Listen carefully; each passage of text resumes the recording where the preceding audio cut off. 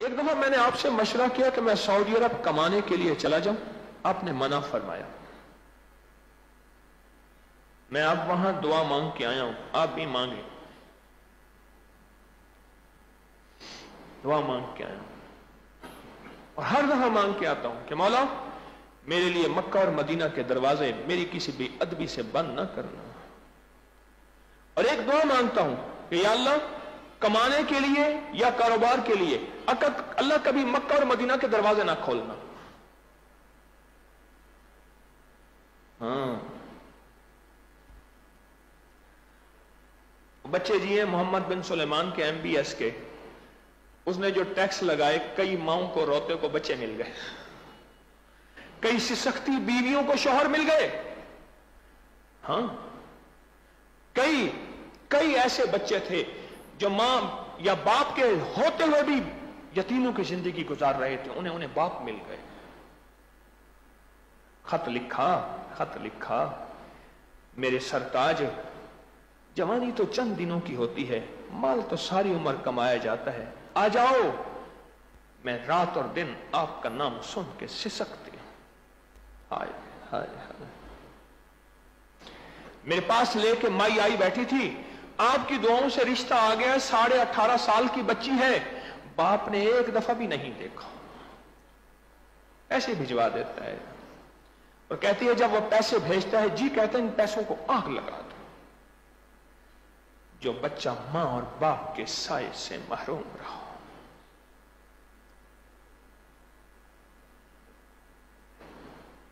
محروم رہا۔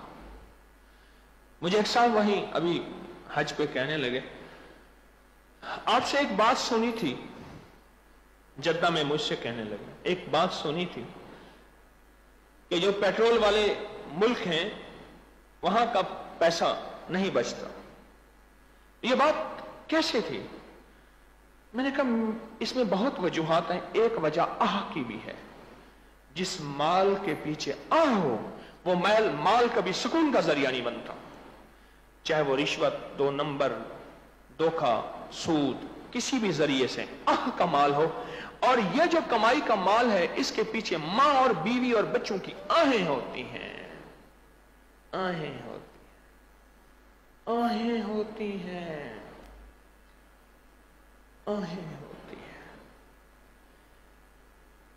باجی جی تھی، باجی جی، سارے محلے والے اس سے دم کرانے آتے تھے، قرآن پڑھتے تھے، اور وہ نعتیں بھی پڑھتی تھی، بڑی اللہ والی تھی، کئی شاگرد تھی،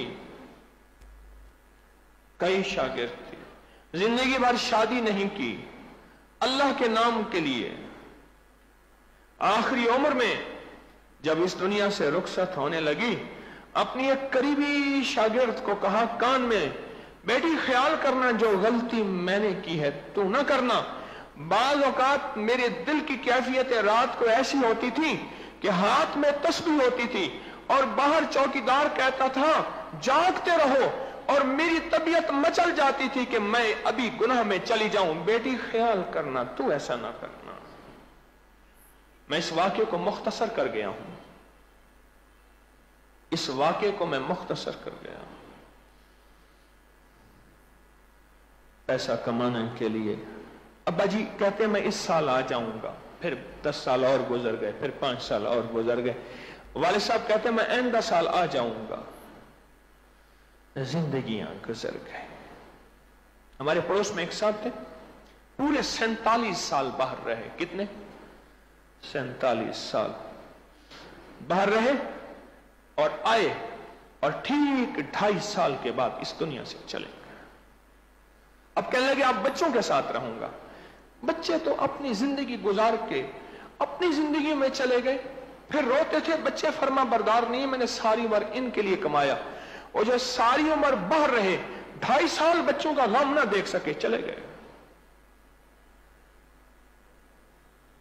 میں تو کہتا ہوں کہ اس بندے نے ہمارے خونی رشتے ہم سے ملوائے ہیں۔